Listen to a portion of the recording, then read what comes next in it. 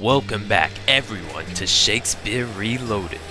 Tonight we have a special guest, the man, the myth, the legend. Everyone give it up for returning champion Othello! You heard it right, people. This year's showcase is all about the love-struck tragedy of Othello.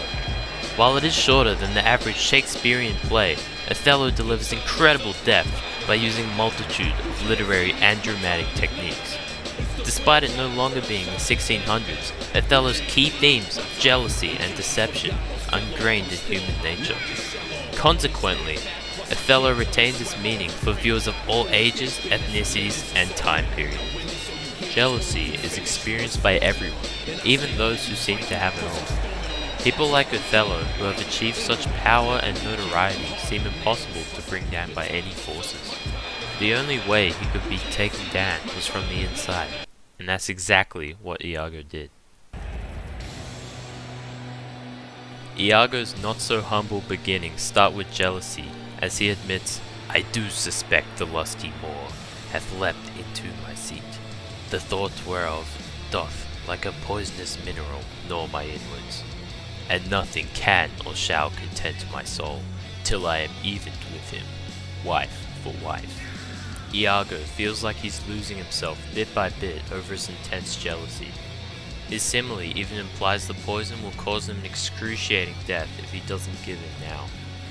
He feels the only way to save himself is to get back at Othello for what he's allegedly done to his wife.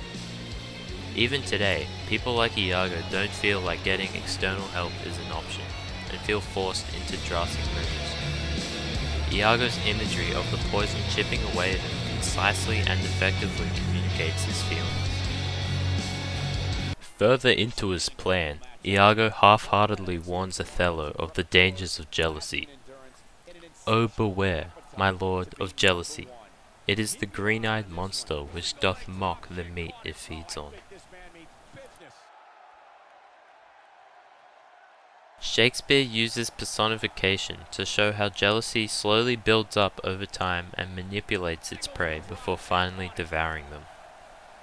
Much like Iago, Othello doesn't ask others for help or advice before taking out his rage on Desdemona, and for this he loses everything. Iago's signature characteristic is undoubtedly his deceptive nature.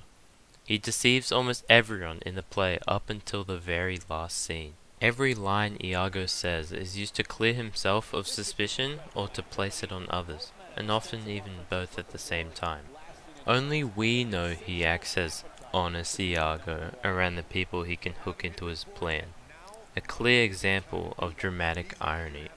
When Cassio was in question, he had this to say: "Men should be what they seem, or those that be not, would they might seem none."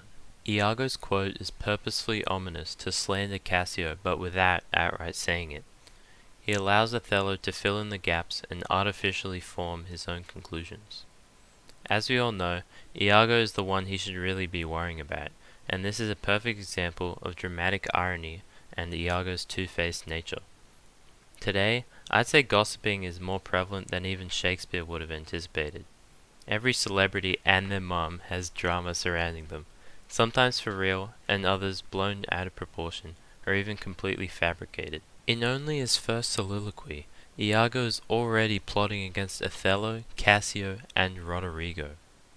The Moor is of a free and open nature that thinks men honest that but seem to be so, and will as tenderly be led by the nose as asses are. Shakespeare uses a simile comparing poor Othello to a donkey because of his overly trusting and easily influenced nature. Unfortunately, now there are more ways to be deceived than ever, especially online, with everything from fake friend requests to shady websites asking for personal details and money. Make sure to tune in for the next Shakespeare showcase in the year 2421.